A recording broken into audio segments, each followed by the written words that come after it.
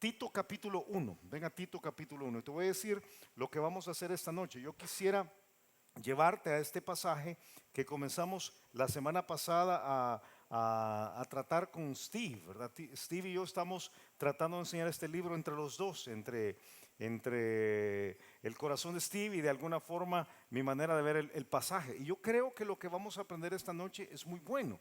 Este libro habla de la relación discipular, de discipulado entre Pablo y Tito, a quien él le llama el verdadero hijo en la fe. Si tú estás conmigo en Tito capítulo 1, en el versículo 4, él es la forma como le dijo. Pablo dice: yo soy el apóstol y le escribo a Tito, verdadero hijo en la común fe, gracia, misericordia y paz de Dios y Padre del Señor Jesucristo, nuestro Salvador. Y le dice: por esta causa te dejé en Creta.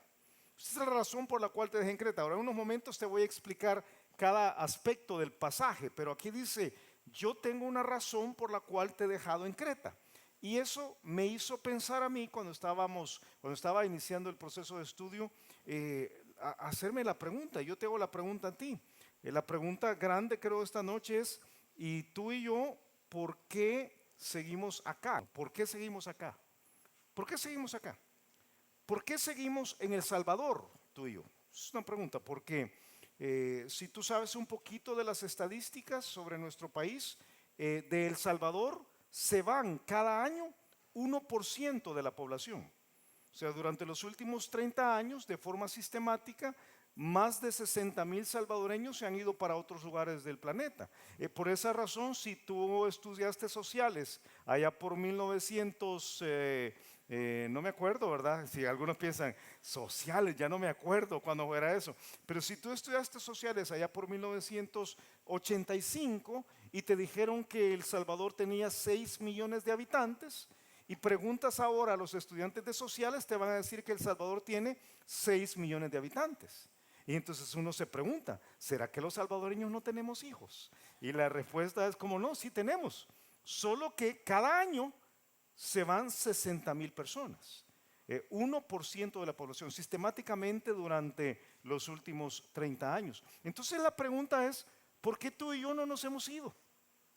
¿Cuál es la razón por la cual es válida que estemos acá? Porque hay otros mejores lugares en la tierra para vivir. Yo sé que El Salvador es la tierra de las pupusas y lo máximo, pero hay otros lugares en la tierra. Te voy a enseñar algo que encontré sobre las 10 ciudades más habitables del planeta. Fíjate, hicieron una encuesta sobre cuáles son las 10 ciudades y tomaron varios factores en consideración para producir esta clasificación que te voy a mostrar.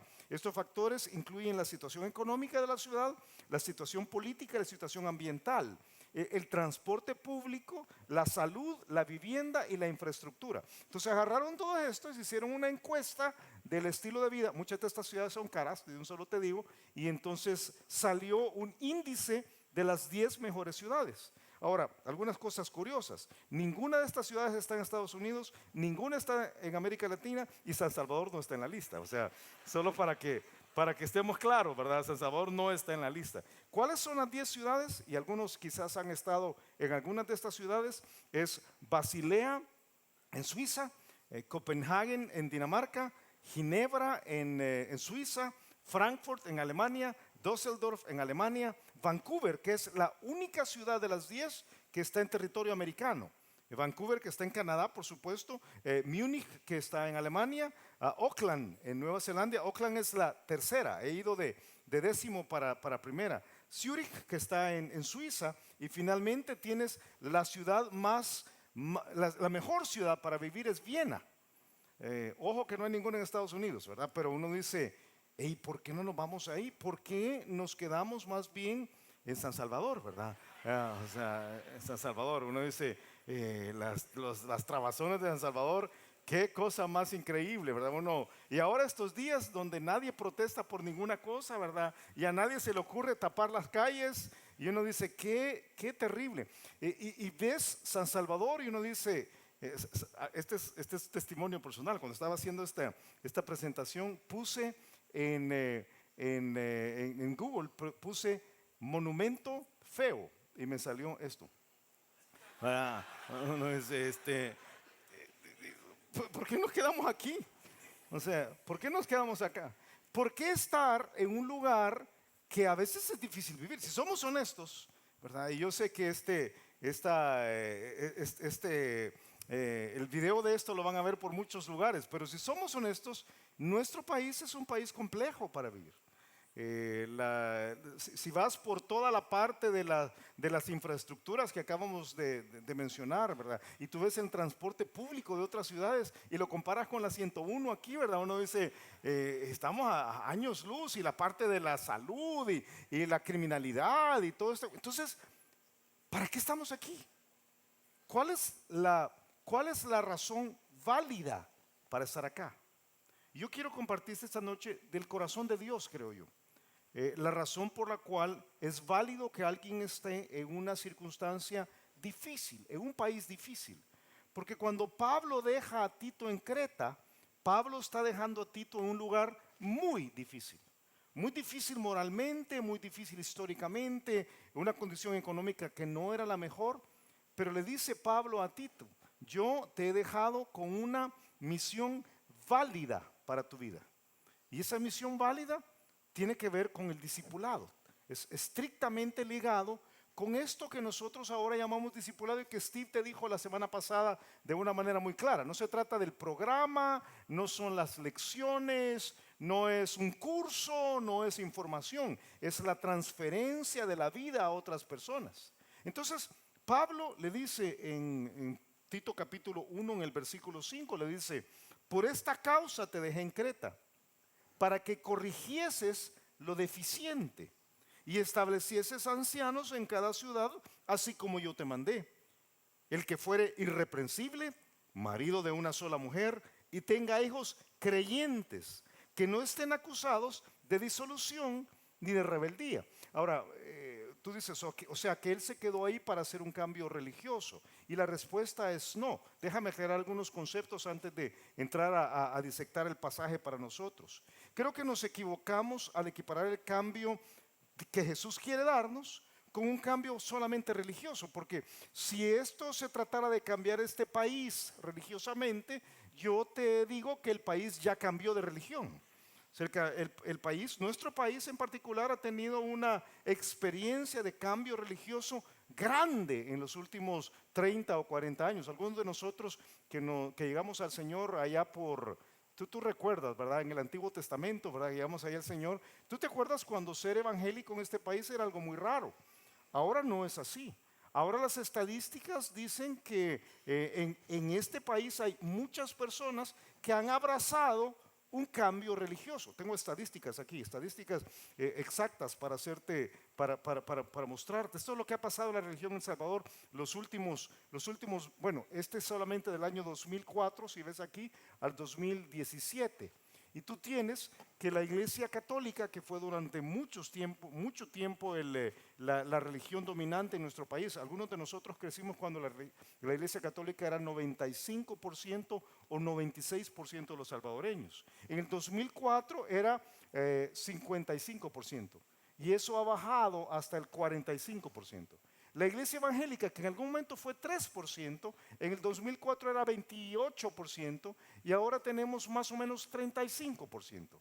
Los que no creen, dicen que no son nada, no son católicos, no son evangélicos, no son nada, no van a una iglesia, ellos han ido del 12% más o menos al 17%. Y hay otras religiones que han ido del 1% al 2%. Entonces, un cambio religioso ha habido. Hay muchas personas, si tú vas un domingo ahora a cualquier iglesia, muchas iglesias están llenas. Pero la gran pregunta es, ¿está mejor nuestro país hoy? ¿Tú crees que nuestro país está mejor hoy? No es cierto que ahora hay más criminalidad, hay más divorcio, hay más pícaros, hay más inseguridad. Entonces, ¿qué ha pasado? ¿Cómo es esto que hubo un cambio religioso? ¿Era eso lo que Pablo estaba diciéndole a Tito cuando le dice, yo para esto te dejé en Creta para que la gente cambiara de religión? Y la respuesta es no. Nunca es el propósito de Dios que nos quedemos en este país para que alguien cambie de religión. Entonces, ¿cuál es el propósito? Ok, esta noche yo quiero enseñarte de este pasaje yo creo que tres realidades que debemos considerar, que tienen que ver con el discipulado. El discipulado genuino, este proceso donde enseñamos a otros a ser como Jesús, tiene como un propósito central el cambio de la cultura. Fíjate, Dios quiere cambiar el país. Dios quiere que El Salvador no siga siendo El Salvador que es hoy. Él quería que Creta no siguiera siendo la Creta que era en ese momento. Y Él quiere que Guatemala no siga siendo la Guatemala que sea y Colombia no sea la Colombia que sea. Por eso nos ha dejado a nosotros. Ha encargado a la iglesia la responsabilidad de ese cambio social. Un cambio social, un cambio cultural que no viene por un partido político ni viene por una postura filosófica. Dijo el Señor Jesucristo en Mateo capítulo 5 versículo 13, dijo: vosotros sois la sal de la tierra. Nosotros cristianos somos la sal de la tierra. ¿Y la sal qué hace la sal? Sala, ¿verdad? Le da sabor, preserva, cambia, conserva. Y dice: vosotros sois la sal de la tierra. Pero si la sal se desvaneciere, otra forma de decirlo es: si la sal perdiere su sabor, si la sal perdiere su efecto salador y ya no pudiera hacer la parte que la sal hace, ¿con qué será salada la tierra? ¿Cuál es la salida que la tierra tiene? ¿Cuál es la salida que El Salvador tiene? Y dice el Señor Jesucristo: no sirve más para nada. Y si tú eres de los que te gusta observar el texto, vas a encontrar que esta frase de Jesús es un poco ambigua. ¿Qué es lo que no sirve más para nada? ¿La sal o la tierra? Y la respuesta es las dos cosas. Si la sal pierde su sabor, la sal no sirve para nada, pero la tierra no sirve para nada.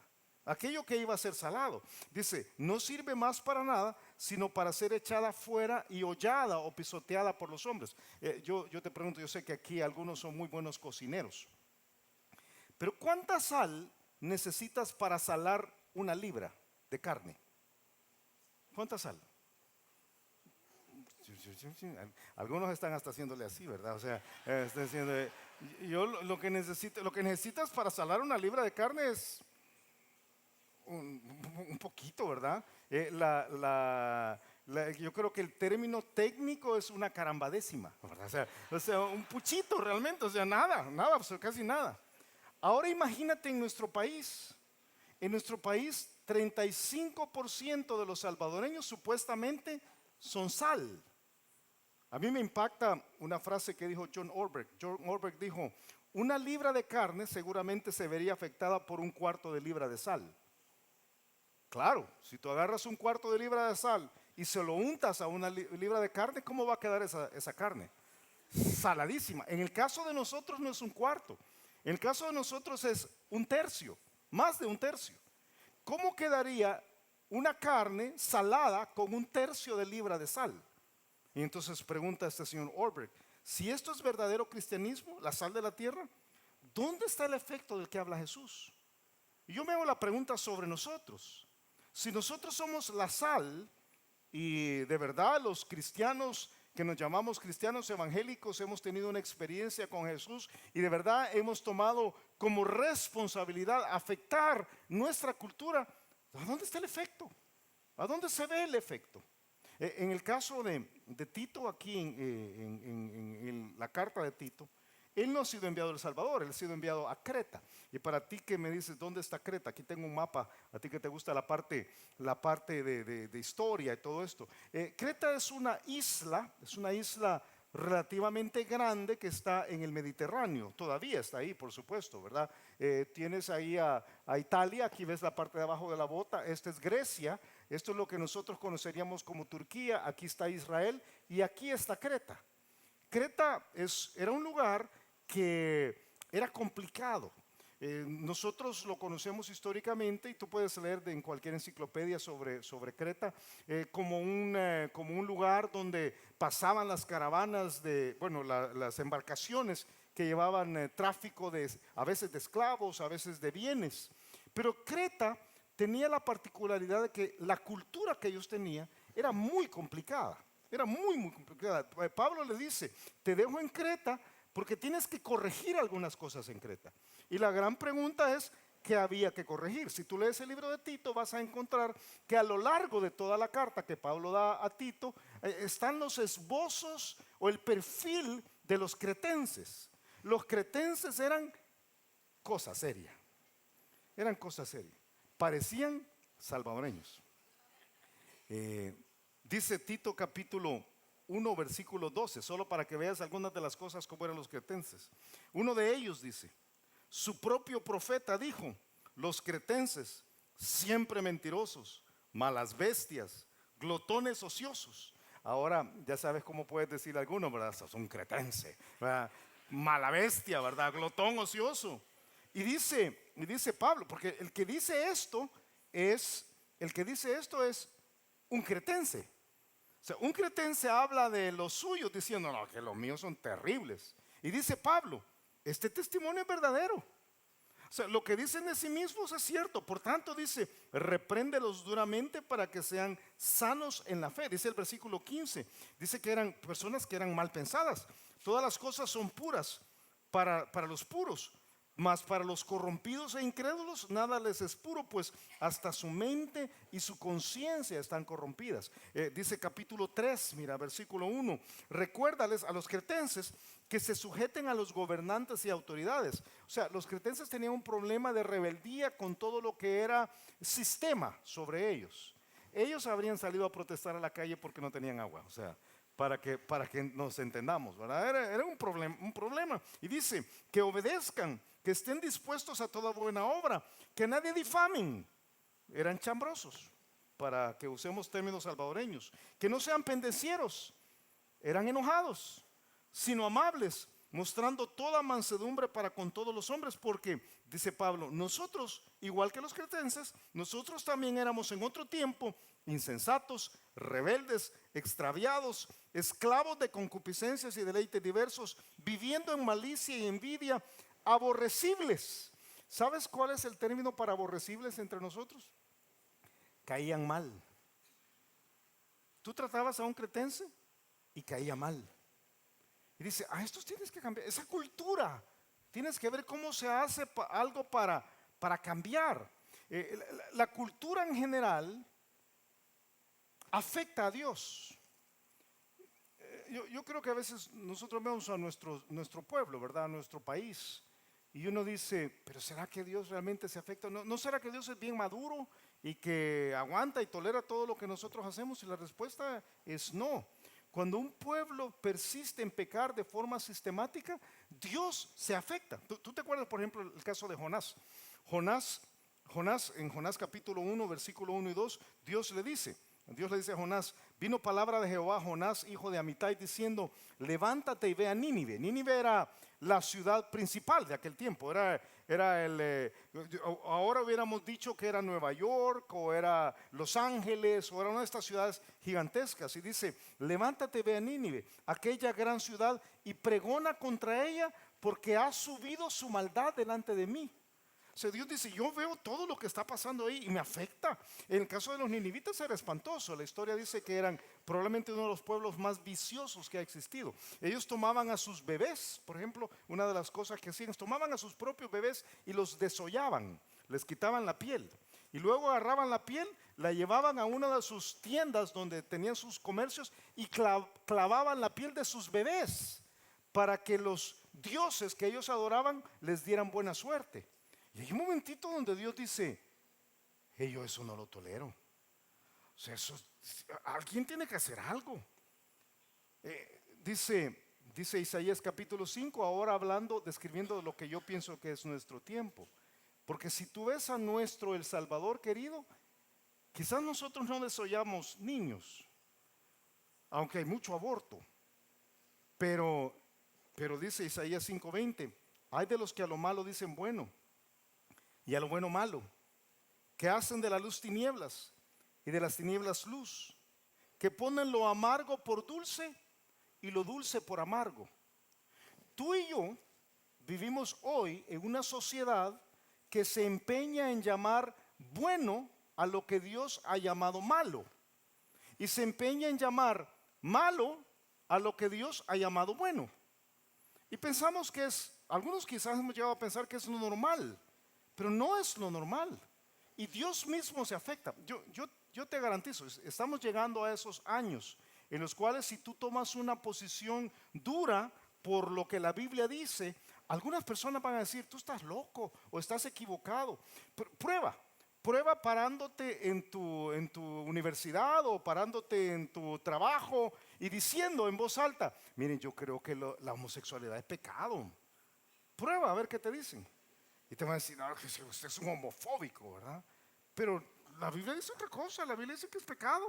O sea, prueba tratando de decir, mira, yo creo que no hay que ser tan malo. Y te van a decir, no seas tonto. Porque hemos llegado a un punto donde la maldad general es la manera de vivir. Dios dijo esto de Nínive y dijo esto de Creta. Yo me pregunto, ¿qué diría Dios de El Salvador y de los salvadoreños hoy? Si Él viera nuestro país, hoy es viernes en la noche, si Él fuera a algunos de los lugares clásicos de nuestro país, donde la vida no vale mucho y el pecado es totalmente gratis, yo me pregunto, ¿qué diría Dios? ¿Qué diría Dios? Dios diría, alguien tiene que corregir lo deficiente. Y no es el gobierno, no es el gobierno. El gobierno tiene su trabajo que hacer, pero no es trabajo de Nayib, que quede claro, ¿verdad? Él tiene su lío y ojalá que Dios le ayude, pero no es el trabajo, no es el trabajo de un partido político, es el trabajo de la iglesia. La iglesia tiene que hacer una diferencia en la cultura. Yo te animo al estar pensando en esto del discipulado, porque te voy a mostrar en unos momentos cómo se hace esto. Yo te animo a pensar que como cristianos, debemos soñar con ser parte de un cambio verdadero en nuestro país. Que anhelemos dejarle un El Salvador diferente a nuestros hijos. Que no tiene que ser la cloaca en algunos casos de vida moral que hay en algunas áreas. Que no tenga que sufrir la parte de violencia social que hay el día de hoy. Que no tengan que lucharse más por algunas cosas que son de plano pecado. Pero la pregunta es, ¿cómo se hace ese cambio? ¿Por qué Pablo manda a un hombre y le dice, mira, yo te dejé en Creta y ahí hay mucho que corregir? ¿Cómo se hace? Y Tito capítulo 1 versículo 5 pone el dedo en la llaga, dice, por esta causa te dejé en Creta para que corrigiese lo deficiente. Ve y haz manifestaciones en contra del pecado, así dice.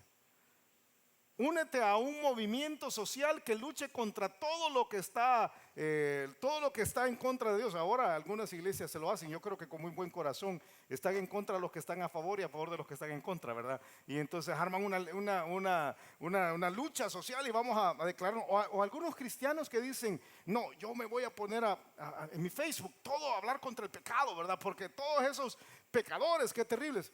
Y yo te digo, si quieres usar el Facebook para eso, está bien, eres libre, pero esa no es nuestra tarea. Nuestra tarea no es cambiar el mundo. Steve lo dijo muy claro el otro día. No estamos en una lucha contra el mundo. Estamos para cambiar la realidad social y se hace uno por uno. El cambio es persona por persona. Por eso Pablo le dice, por esta causa te dejé en Creta, para que corrigieses lo deficiente. ¿Y qué dice? Establecieses ancianos. Ahora, un momentito, porque uno dice, ok, ¿qué es esto de establecer ancianos?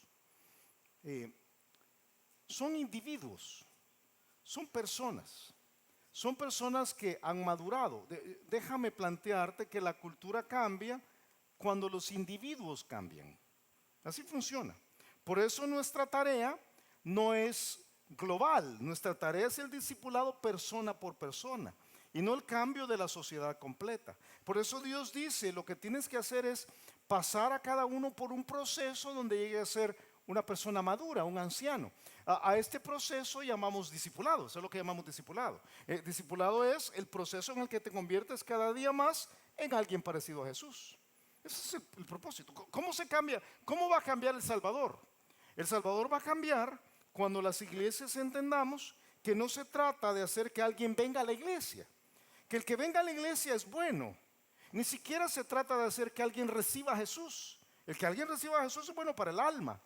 Pero el cambio genuino sucede cuando hacemos discipulado. Y Julio, ¿y qué es discipulado? ¿Hay algún pasaje que lo explique? Creo que sí. Mateo capítulo 28. Vamos a un pasaje que tú conoces requete bien y te lo voy a volver a leer, aunque ha sido parte de... Si tú has sido creyente por muchos años, estoy seguro que puedes citar este pasaje casi tan bien como algunos pueden rezar el Padre Nuestro. Mateo capítulo 28.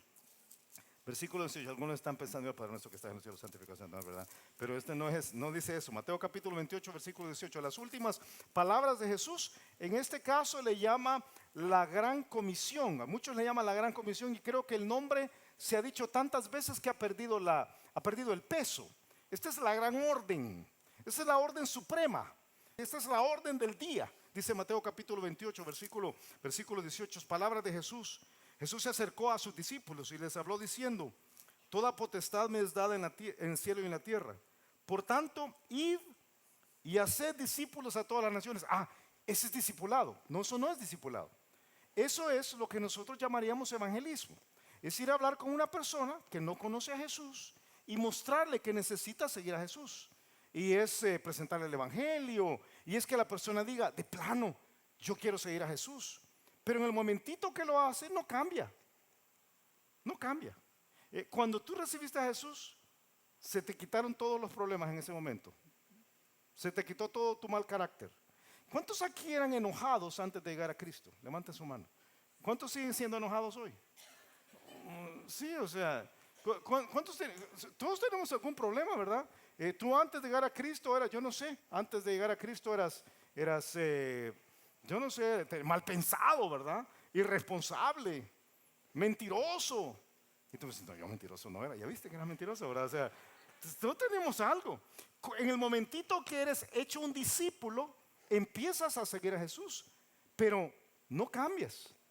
El cambio viene después de esto. Dice que debes llegar a Cristo y debes ser bautizado, dice inmediatamente. Y yo te animo, si no te has bautizado, bautízate. Por tanto, id a ser discípulos a todas las naciones, bautizándolos en el nombre del Padre y del Hijo y del Espíritu Santo. Entonces si se bautiza, ya de plano, ¿verdad? Tal vez tú has hablado alguna vez con algún creyente aquí, especialmente a veces sucede en el campo, que te dice, no, yo soy cristiano, hasta bautizado soy, yo soy bautizado.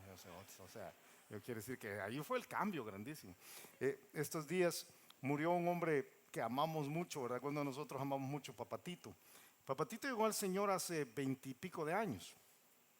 Y con él estudiábamos la Biblia durante una época. Varios aquí se convirtieron en la casa de él. Hermano Félix, ¿verdad? Y varios, hermano Gerardo, varios. Pero Papatito pasó algo cuando él se convirtió a los 73 años. Y una conversión muy dramática. Y entonces una de las cosas que Papatito nunca pudo dejar fue el cigarro. Él nunca pudo dejar el cigarro. Y llegó a los 70, y alguien diría, ¿pero era cristiano? Era cristiano, sí, era cristiano, pero no dejó el cigarro. Llegó a los 98 y no tenía cáncer de pulmón ni nada. No te recomiendo fumar, pero ahí hay alguien que llegó a los 98 fumando. Pero yo recuerdo el día que bauticé a Papatito. Y lo bauticé, sale del agua bautismal, de la piscina bautismal, y estaba tan nervioso que ¿qué crees que fue a hacer? Fue echarse un cigarro. No lo recomiendo tampoco, ¿verdad? Pero entonces saliendo de ahí estaba uno de los niños de la escuela dominical en aquella época, ¿verdad? Chiquito, que cuando lo vio mojado, fumando un cigarro, le dijo, usted no es creyente, usted no es hijo de Dios, ¿verdad? No sé cómo. Porque esa es la idea que muchos tenemos, o sea, ya se convirtió, ya se bautizó, ya cambió. Y no es cierto. No es cierto. Por eso la gran comisión incluye un paso más. Ve y hazlo un seguidor de Jesús. Luego bautízalo. Pero dice en el versículo 20, enseñándoles, ¿qué dice? Ojo. No dice enseñándoles todas las cosas. Enseñándoles todas las cosas sería enseñarles la teoría. Agarra un paquete de doctrina y dáselo. Y la doctrina es importantísima, pero no es teoría. No es hazlo pasar por un proceso donde un buen maestro le enseña todas las verdades bíblicas. Y las verdades bíblicas son muy importantes. Pero ¿cómo lo dijo Jesús? enseñándoles, ¿qué dice? Que guarden todas las cosas. O sea, la clave de la vida cristiana es hacerte un discípulo de Jesús. Dice, yo quiero seguir a Jesús. Bautizarte dando testimonio de esto que quieres hacer. Y luego aprender a vivir como Cristo pidió que vivieras. Que guardes todas las cosas. Eso es el discipulado. El discipulado es enseñarle a otra persona que guarde todas las cosas que Cristo ha dejado. Dice, y aquí yo estoy con vosotros todos los días hasta el fin del mundo. El discipulado entonces es el proceso por medio del cual una persona aprende a vivir como Jesús. Y es un proceso de crecimiento. Dice, es un proceso largo, Esto no pasa de la noche a la mañana. Aquellos que dicen, no, yo fui discipulado. ¿Y cuánto tiempo tomaron? Fue como 3 semanas, creo yo, que tomaron. No entienden de qué se trata. Esto es un proceso largo. Por eso la Biblia lo equipara al crecimiento de un niño hasta un anciano. Dice, os escribo a vosotros padres. Y aquí están fíjate, aquí hay 3 etapas de la vida que son equiparadas con el crecimiento espiritual. Os escribo a vosotros padres, porque conocéis al que es desde el principio. Ustedes son maduros. Os escribo a vosotros jóvenes, porque habéis vencido al maligno. Os escribo a vosotros hijitos, porque habéis conocido al Padre. Esta noche aquí hay hijitos, hay jóvenes y hay padres espiritualmente. Los hijitos, sus pecados han sido perdonados y están empezando a caminar con el Señor, pero hay un montón de cosas que no hacen, como papatito. Si tú me decís, fíjate que yo vi a un hermano de la iglesia y lo vi, ¿y dónde lo viste? Lo vi ahí, estaba echándose las unas en una cervecería. ¿Y vos qué andabas haciendo ahí? Pero entonces, bueno, sí, ¿y quién es esta persona? Pues sí yo lo vi que se convirtió en la casa del juicio. Ok, está en el proceso de crecimiento. No lo recomiendo otra vez más. Ahora, si tú me decís, ¿y a quién viste? Pues yo vi ahí yo vi a César y a Eduardo que andaban juntos, ¿verdad?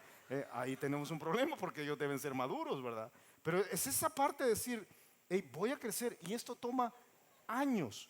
Por eso Pablo le dice a Tito, te dejé para que corrigieses lo deficiente y tienes que establecer ancianos. Esa es la palabra que usa. Anciano no quiere decir viejito. No quiere decir viejito. No quiere decir tampoco un pastor. Anciano es una persona que por su madurez ha crecido. Y yo te digo algo que me tomó años a mí entender. Una vida edificada tarda toda una vida en edificarse. Toma años. Esto toma años. Y el propósito no es otro más que llegar a ser como Jesús. Ese es el objetivo. El objetivo del discipulado. Y el día que nosotros entendamos esto y el discipulado se empuje hacia que la persona realmente se vuelva un poco más como Jesús, nuestro país va a cambiar. Dice Pablo, pero cuando agradó a Dios que me apartó desde el vientre de mi madre y llamó por su gracia, revelar a su Hijo en mí. No dice revelar a su Hijo por mí, no, revelar a su Hijo en mí, que la gente viera a Jesucristo en mí, dice. Para que yo le predicase entre los gentiles, no consulte enseguida con carne y sangre. El mismo libro de Gálatas dice en el capítulo 4, hijitos míos, por quienes vuelvo a sufrir dolores de parto, hasta que Cristo sea formado en vosotros. El discipulado es eso, es el proceso por el cual tú dejas de ser lo que has sido y te empiezas a parecer más a Jesús. Es un proceso que, como nos enseñó Steve la semana pasada, no es empujado, es jalado. Tienes tú que decir, yo quiero. Nadie puede obligarte a ser como Jesús. Tú tienes que decir, yo quiero dejar ser esto. Dice Pablo, cuando una persona ha crecido en esto, es un anciano. ¿Quiénes son ancianos? Steve y yo tomamos, hace años, cuando la iglesia estaba comenzando, tomamos un tiempo para estudiar todas estas palabras que algunos creen que son intercambiables. Ancianos, obispos, pastores, evangelistas, maestros, apóstoles. Y encontramos que anciano es un término que persigue señalar la madurez espiritual de una persona. Por eso hay ancianos y hay ancianas. Aquí en esta congregación hay varias ancianas. No estoy hablando de viejitas, estoy hablando de ancianas. Dice, no tiene que ver tanto con la función en una iglesia como con la capacidad y la autoridad espiritual de alguien. Y es algo que se hace público. O sea, tú no puedes decir, yo soy maduro, mírenme, yo soy un anciano. Dice, no se puede. Dice Pablo, Tito, tú tienes que constituir a los ancianos. Tienes que hacerlo público. Por eso en varias ocasiones dice, y constituyeron ancianos en cada iglesia, y habiendo orado con ayunos, los encomendaron al Señor con quien había creído. Es esta forma donde, fíjate, cómo es el discipulado. Una persona invierte su vida espiritual en la otra, y entonces esta persona dice, hey, ahora he crecido. Entonces quien invirtió su vida dice, este ya maduró, este de plano maduró, porque lo conoce. El discipulado verdadero, el discipulado que plantea primera y segunda de Timoteo y Tito, es algo relacional. Por eso no puede ser hecho por medio de la transferencia solamente de conocimientos. No se trata de tomar un curso, porque si se tratara de tomar un curso, ¿para qué tener discipulado los unos con los otros? Mejor ponemos a un buen maestro, lo subimos a YouTube y entonces tú puedes ver todas las clases de discipulado, pero no funciona así. Es la transferencia de vida. A mí me encanta este pasaje porque creo que es la mejor forma de entenderlo. Segundo Timoteo capítulo 2, versículo 2, y presenta, si tú ves ahí, 4 generaciones de discípulos, 4 generaciones de personas. Pablo le dice a Timoteo, lo que has oído de mí ante muchos, ahí tienes 2. Tienes a Pablo y tienes a Timoteo que ha escuchado. Y le dice, lo que has oído de mí ante muchos testigos, esto encarga a hombres fieles. Es una tercera generación. Ahora tienes a Pablo, tienes a Timoteo y tienes a aquellos hombres fieles a quienes Timoteo tenía que entregar su vida. Dice, a hombres fieles que sean idóneos para enseñar también a otros. Ahora viene una cuarta generación. Pablo dice, yo te entrego la vida a ti, Timoteo, y tú la recibes y creces. Y creces para que entonces puedas entregarle la vida a alguien más, para que esta persona pueda crecer para ser como Jesús, para que él pueda entregar su vida a alguien más, para que esta persona pueda crecer para ser como Jesús. Es el discipulado. Y cuando una iglesia entiende esto, y cuando los creyentes entendemos esto, solo así, uno por uno, puede haber un cambio genuino en la vida y un cambio genuino en la sociedad. Nuestro país cambiará cuando los cristianos cambiemos. La solución de este país no es político y no es puramente social. Ahora, yo entiendo que hay muchas cosas del aspecto social que tienen que ser cambiadas, pero lo deficiente de este país espiritualmente va a cambiar cuando nosotros que estamos aquí adentro cambiemos. Y yo te digo, mi hermano, los cristianos cambiaremos cuando el discipulado sea un objetivo real entre nosotros. Si tú eres un discipulador, yo te desafío, mi hermano, te desafío a invertir tu vida espiritual en alguien. No las lecciones, no un programa. El programa es bueno, pero no es eso. Es la vida espiritual, es revelar a Cristo en ti, para que la persona pueda ver a Cristo, para que Cristo sea revelado en ella y que cambie todas las tareas. Mira, cuando uno empieza a discipular, uno le ve a la otra gente todo. Yo puedo pensar en algunos de los discípulos que Pati y yo hemos tenido, que uno dice, yo a veces pensé, ¿y qué he hecho, Señor, para merecer esto, verdad? O sea, qué terrible. Y es tremendo ir viendo el cambio en la vida de alguien. Es tremendo. Y a veces cuando he entregado un discípulo al que fue mi discípulo, le he dicho, fíjate, mira, te quiero presentar, ahora tú vas a ser discipulador, aquí está el nuevo discípulo. Y le he dicho, yo deseo para ti que él sea tanto problema como tú lo fuiste para mí. O sea, yo deseo que tú veas el cambio real, genuino entre los dos. Ahora, ok, Julio, quiere decir que es un proceso de crecimiento espiritual donde alguien es ser como Jesús. Es una persona madura, entonces, sí, es una persona madura. Y lo que este país necesita es un montón de personas maduras. Sí, eso es lo que este país necesita. El día que los creyentes manejemos como debemos manejar, ¿te puedes imaginar 35% del país manejando de la forma correcta? Pero nosotros no manejamos de la forma correcta. ¿Te puedes imaginar 35% del país pagando sus impuestos correctamente? 35% del país no diciendo malas palabras. 35% del país no ensuciando. ¿Te puedes imaginar lo que eso sería? ¿Te puedes imaginar el 35% del país no siendo egoísta en su trato con otros. 35% del país criando a los hijos como se deben criar. ¿Te puedes imaginar cómo sería eso?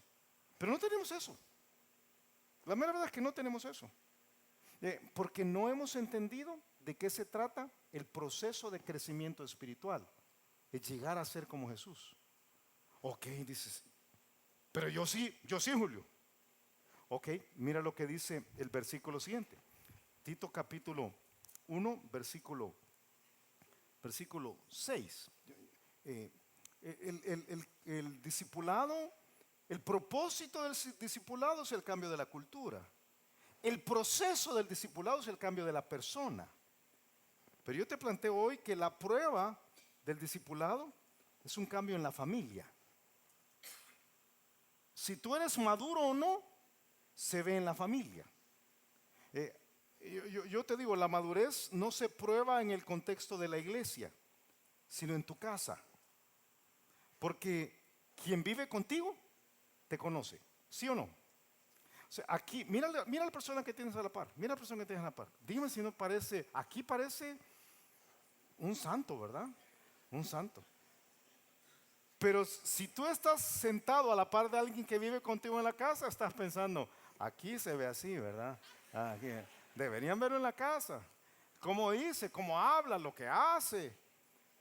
Y dice, va a decir Pablo, la clave es que el que ha crecido espiritualmente sea irreprensible en su casa.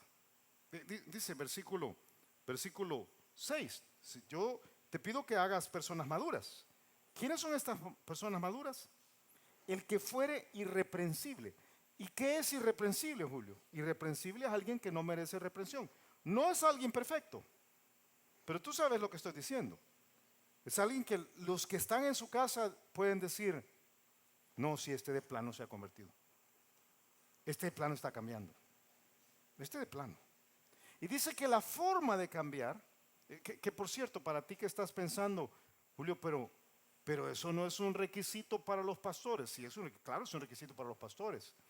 Y no es un requisito para los obispos. Claro, lo vamos a ver la otra semana, es un requisito para los obispos.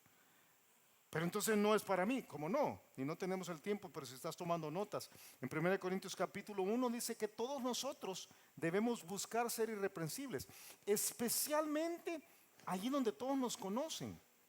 Entonces Pablo dice, hay dos cosas que debe tener. Número 1 dice, versículo 6, debe ser marido de una sola mujer. Eso es número 1. Y yo creo que lo que está enfatizando aquí Pablo, en este caso en particular, es la solidez del matrimonio, porque cuando los matrimonios son sólidos, la sociedad también lo es. Cuando los matrimonios se desquebrajan y se resquebrajan por cualquier cosa, la sociedad se resquebraja. Entonces dice, lo primero es, no puedes tener un montón no puedes tener una persona madura que tiene un montón de mujeres. Y está enfatizando específicamente la parte de adulterio, vas a ver en unos instantes. Pero la otra cosa dice, sus hijos tienen que ser creyentes, que no estén acusados de disolución o de rebeldía. Porque si tú te pones a pensar, si tú como creyente no puedes afectar la vida de tus hijos, ¿cómo vas a afectar la vida de otro? Yo llego a tu casa y digo, ¿cómo están tus hijos? Ah, muy bien. Y están estudiando, sí. ¿Y cómo les dicen ahí en el colegio o el apodo? Ah, a uno le dicen Satanás.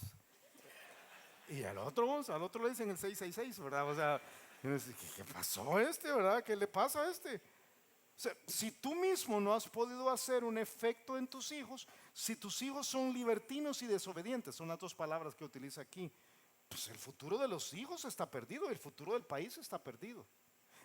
Yo creo, yo sé que el tiempo me lo está comiendo, pero ven a Salmos capítulo 128, porque creo que esta idea de madurez y discipulado y crecimiento espiritual, de manifestar a Cristo, todos estos tienen nombres diferentes en otros lugares de la Escritura. En el Antiguo Testamento a menudo se equipara con la idea de tener temor de Dios. Y dice Salmo capítulo 128, describe a un hombre que tiene temor de Dios. Dice, bienaventurado todo aquel que teme a Jehová, que anda en sus caminos. En el Nuevo Testamento, este sería una persona madura, anciana, alguien que ha manifestado a Cristo en ella. Entre nosotros sería una persona que todos diríamos, de plano, este es un creyente que ha madurado. Dice, ¿cuál es el efecto de esta persona? Dice, cuando comiences el trabajo de tus manos, bienaventurado serás y te irá bien. Tu mujer, la familia inmediatamente se afecta. Tu mujer será como vid que lleva fruto a los lados de tu casa. Tus hijos, porque tus hijos se afectan, si tú tienes temor a Dios, tus hijos por supuesto van a tomar esa forma. Dice, tus hijos como plantas de olivo alrededor de tu mesa. He aquí que así será bendecido el hombre que teme a Jehová. Yo creo que de todos los aspectos del matrimonio que Pablo pudo haber recalcado, y pensando en nuestro país, y pensando en Creta, en el estado moral de Creta, no me sorprende que escogiera, de todas las cosas del matrimonio, dijera, el marido solo puede tener una mujer. ¿Sabes qué está diciendo? Palabras de nosotros. No puede ser mujerero, no puede ser adúltero. Dice Hebreos capítulo 13, versículo 4, honroso sea a todos en el matrimonio el hecho sin mancha, el hecho que no sea manchado, el hecho de donde una persona, un hombre no se ha acostado con otra mujer. Pero a los fornicarios y a los adúlteros los juzgará Dios. De todas las áreas que pudo haber señalado de los hijos, es curioso que dice, los hijos tienen que estar siguiendo a Dios, no pueden ser ni acusados de disolución y rebeldía. Y yo pienso en Abraham. Abraham, si quieres un ejemplo de la Biblia, dice Dios sobre Abraham, dice, yo estoy del lado de Abraham, dice, porque yo sé que mandará a sus hijos y a su casa después de sí, que guarden el camino de Jehová, haciendo justicia y juicio, para que haga venir sobre Abraham lo que ha hablado acerca de él. Yo sé que este es un papá que va a hacer que sus hijos caminen detrás mío. Yo te pido que lo pienses. Mientras los creyentes de nuestro país toleremos ser esposos adúlteros o padres ausentes e irresponsables, jamás vamos a cambiar el país. Jamás. Mientras tú como papá, y déjame hablarte a ti hombre, mientras tú como papá no te pongas los pantalones y digas, yo voy a criar a mis hijos en el temor de Dios, tus hijos están condenados a un futuro terrible y este país nunca va a cambiar. Mientras tú como hombre ahora no puedas tener tus pantalones arriba e insistas en ser adúltero, este país nunca va a cambiar. O sea, ¿cómo vamos a cambiar a un país si los que nos llamamos creyentes no hacemos lo que nos toca? Eso es lo que está haciendo Pablo. Pablo dice, yo te dejé en Creta para hacer un cambio. Ese cambio es global, pero tienes que hacerlo persona por persona. Y la prueba de este cambio es la familia. Es su familia, no es otra cosa. Yo creo que se puede. Yo te voy a decir algo que pienso. Yo creo que se puede. Yo me he preguntado, ¿cómo sería un país con 2.1 millones de creyentes viviendo como Jesús? Eso es lo que hay en este país, supuestamente. Hay 2.1 millones de creyentes. ¿Cómo sería este país? ¿Cuál sería la diferencia? ¿Cómo sería el cambio? Y yo pienso que sería tremendo. Pero para esto tenemos que empezar a practicar el discipulado verdadero. ¿Por qué seguimos acá? ¿Por qué no inscribirnos en la próxima caravana? Porque San Salvador nunca va a ser como Viena, ¿verdad? Yo creo que estás de acuerdo conmigo. San Salvador nunca va a ser como Viena. Pero nosotros sí podemos ser como Jesús. Nunca la Biblia dice, cambia tu país la parte de la infraestructura. Y ojalá que en nuestro país algún día el agua salga, ¿verdad? De plano. Ojalá. Pero no estamos puestos para eso. Estamos puestos para hacer una diferencia en la vida de aquellos que están cercanos a nosotros. Cierro con una ilustración. Anoche alguien, después de de terminar la exposición de este pasaje, me envió unos textos. Me envió unos textos y me dijo, mira, deberías ver esto. Deberías ver esto de la realidad de las ciencias sociales, de cómo nosotros afectamos a los demás. Es muy interesante, me mandó unos estudios muy interesantes, donde comprueban que tu vida cambia a la persona con la cual tú te relacionas y afecta a la persona con la que esta persona se relaciona, aunque esta otra persona no se relacione contigo. Y lo hace desde varios ángulos. El primer estudio lo hacen con gordura, con obesidad. Y dicen que si tú eres delgado, pero tienes amigos gordos, tienes 45% más de posibilidad de ser gordo tú. Algunos están diciendo, ya no voy a salir con fulano, ¿verdad? Es tremendo. Pero si este amigo tuyo, fíjate, si tú eres, ahora al revés, si tú eres gordo y tienes un amigo delgado, tiene 45% más de posibilidades. Pero si este amigo tiene un amigo que no es tu amigo, solo es amigo de él, este otro amigo tiene 25% más de posibilidad estadística de ser gordo. Y si este amigo, que no es gordo, pero tiene un amigo que no es gordo, pero tiene un amigo que no es gordo, pero son amigos tuyos, tiene 10% más de posibilidad estadística. Y si este tiene un amigo, quinta distancia, que no es gordo, pero tiene un amigo que no es gordo, pero tiene un amigo que no es gordo, pero tiene un amigo que no es gordo, pero es amigo tuyo, esa quinta distancia ya no tiene ningún riesgo. Entonces no tiene que decir, ok, todos mis amigos van a ser delgados de aquí en adelante, ¿verdad? Si alguien te saca a cenar en la noche y estás con sobrepeso, dile mejor no salgamos.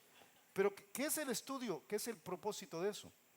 Dice, es que lo que tú hiciste hoy te afectó a ti y afectó a tus hijos y afectó a los amigos de tus hijos y afectó a los papás de los amigos de tus hijos. Ahora, si esa ciencia social es verdad, imagínate qué pasaría si viviéramos como Jesús. Es increíble. O sea, por eso es que Pablo dice, Tito, te dejo en Creta. Creta es un desastre. Hay que cambiarlo. ¿Cómo lo haces? Uno por uno. Y si esta persona cambia y puede cambiar su pequeño mundo, podemos cambiar el país. ¿Por qué estamos acá? Para eso. Vamos a orar. Padre, gracias, Señor.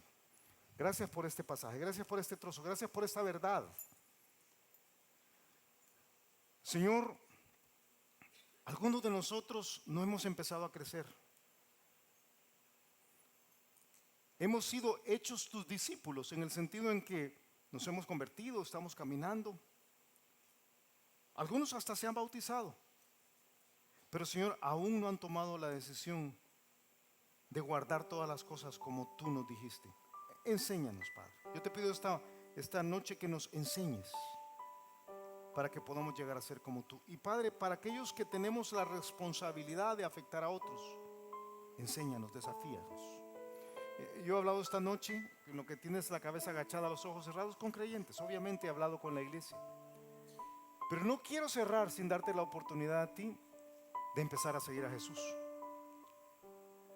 de recibirlo en tu corazón. Si es tu deseo, si tú dices, Julio, yo necesito de Jesús, no necesito una religión, necesito de Jesús. Ahí donde estás, indícalo levantando tu mano. Levanta tu mano y la bajas. No tienes que decir nada. Yo veo tu mano, ¿habrá alguien más? Padre, nosotros nos ponemos en tus manos, Señor. Pedimos que aún al estar pensando en nuestros hijos y en el efecto que tenemos en ellos, que martilles esta verdad que hemos aprendido esta noche, Señor. Que podamos llevar a otros, inspirar a otros a ser como Jesucristo. Revela a Cristo en nosotros, Señor. Yo te pido que bendigas las ofrendas, los diezmos que vamos a tomar en unos instantes, que puedan ser usados para tu honra y para tu gloria. Te lo pedimos en el nombre de Jesús. Amén.